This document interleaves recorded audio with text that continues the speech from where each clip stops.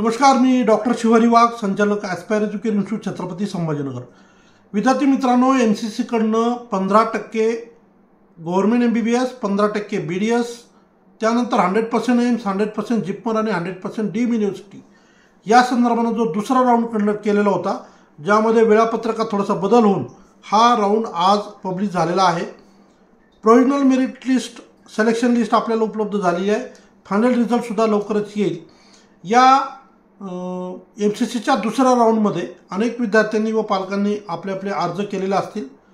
प्रत्येकाची अपेक्षा होती की कुठेतरी MBBSला ॲडमिशन मिळालेलं असेल, मग ते गव्हर्नमेंट कॉलेजच्या संदर्भाने असेल किंवा डीम युनिव्हर्सिटीच्या संदर्भाने असेल। तर दुसऱ्या राऊंडमध्ये ॲस्पायर एज्युकेशन इन्स्टिट्यूटच्या वतीनं सुद्धा बऱ्याच मुलांचे अर्ज केलेले होते, पण काही मुलांचं ॲडमिशनचं स्वप्न या राऊंडमध्ये पूर्ण झालेलं नाही आहे। बऱ्याचशा मुलांना जे तर ॲडमिशन मिळालेले आहेत, अर्थात त्या डीम युनिव्हर्सिटीला, कारण गव्हर्नमेंटचा कट ऑफ हा ऑलरेडी बऱ्यापैकी हायर साईडलाच होता आणि ज्या मुलांना महाराष्ट्रातच गव्हर्नमेंट मिळतं आहे ते बऱ्याचदा मग ऑल इंडियात जाण्याची तयारी नसते। अगदी एम्सला वगैरेच फक्त मुलं ज्यांचा मार्क्स चांगले आहेत, ज्यांचा स्कोर हायर साईडला आहेत, असे मुलं एम्सला मात्र नक्की अर्ज करतात।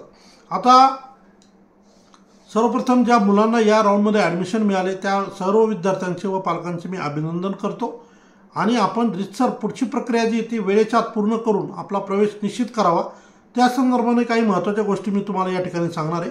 सर्वात प्रथम, आज आलेल्या अलॉटमेंटनंतर रिपोर्टिंगसाठी तुम्हाला 20 सप्टेंबरपासून 27 सप्टेंबरपर्यंत वेळ आहे।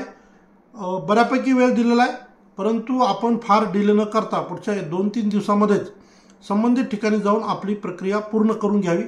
सोबत जाताना सर्व ओरिजिनल डॉक्युमेंट्स, किमान झेरॉक्सचे 2 सेट आणि आवश्यक ते फीसची DD किंवा त्या संदर्भानं लागणारं RTGS वगैरेची व्यवस्था हे आपण करून घ्यावी आणि संबंधित ठिकाणी जाऊन रितसर आपण आपला प्रवेश जो आहे तो पूर्ण करावा। या राऊंडच्या माध्यमातून बऱ्याचदा आता जे गव्हर्नमेंट कॉलेजेस आहेत किंवा डीम एम्स आणि जिपमरचा जर विषय घेतला तर या ठिकाणी फारशा वेकन्सी नव्हत्या, त्यामुळे तिथं ज्या मुलांना पूर्वी ॲडमिशन मिळाले ते जागेवरच आहेत, त्यांचं कॉलेज अपग्रेड झालेलं नाही आहे।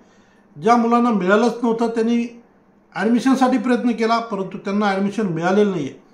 फक्त फार तर डीम युनिव्हर्सिटीच्या केसमध्ये काहींना नव्यानं फ्रेश अलॉटमेंट मिळालेली आहे।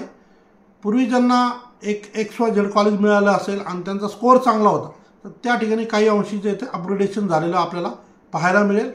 तुर्तास ज्या मुलांना ॲडमिशन मिळाले त्यांनी 20 सप्टेंबरपासून 27 सप्टेंबरपर्यंत जाऊन आपले ॲडमिशन प्रक्रिया पूर्ण करावी। एक अतिशय महत्त्वाची अपडेट आपल्या सगळ्यांसाठी शेअर केली। आपण हा व्हिडिओ इतर गरजू मुलांना नक्की शेअर करा। या ठिकाणी थांबतो। धन्यवाद।